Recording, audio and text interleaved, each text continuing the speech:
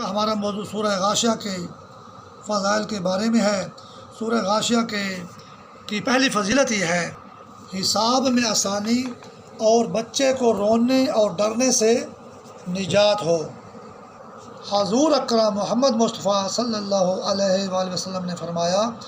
کہ جو شخص اس سورہ کو اپنے فرائض اور نوافل نماز میں پابندی کے ساتھ تلاوت کرتا رہے تو اس کا حساب آسان ہوگا۔ نیز فرمایا کہ اگر انسان کا بچہ ہو یا کہ حیوان کا اگر روتا ہو یا ڈرتا ہو تو اس سورہ کو اس پر پڑھنے سے اس کو سکون ہوگا۔ دوسری فضیلت، دنیا و آخرت میں رحمت، دانت کے درد اور کھانے کے مضر اثرات سے نجات۔ حضرت امام جعفر صادق علیہ السلام نے فرمایا کہ جو شخص فرائض اور نوافل نمازوں میں سورہ غاشیہ کی پابندی کے ساتھ تلاوت کرتا رہے۔ اچھا، یہ جو فرائض نمازیں اور نوافل نمازیں، شیطان جو مردود امریکہ یا اسپین پرتگال میں ہے، وہ مردود شیطان دشمن تو فرض کا اور نوافل کا بھی ہے، لیکن حضرت محمد مصطفیٰ صلی اللہ علیہ وآلہ وسلم کا دشمن بہت زیادہ ہے، اور اس کی نسبت سے جو ہم سنتے پڑھتے ہیں، حالانکہ فرض بھی حضرت محمد مصطفیٰ صلی اللہ علیہ وآلہ وسلم نے پڑھ کر دکھائے، نوافل بھی پڑھ کر دکھائے، سنتے ہی پڑھ کر دکھائے، تو وہابیوں کے اور شیعوں کے یا سنیوں کے وہ جو ہے فرض اور نوافل کا ذکر کر رہا ہے، خاص طور پر میں نے وہابیوں شیعوں کو دیکھا ہے، وہ سنتوں کا لفظ بھی برداشت نہیں کرتا۔ اسپین اور پرتگال اور امریکہ کا شیطان جو ہے،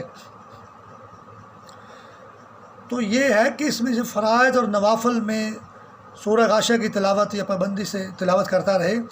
تو نوافل میں سنتے بھی شامل ہو جاتی ہیں۔ یہ بات تو درست ہے کہ فرائض اور نوافل بول لیں تو کافی ہے، کیونکہ سنتے بھی نوافل نمازیں ہی ہیں،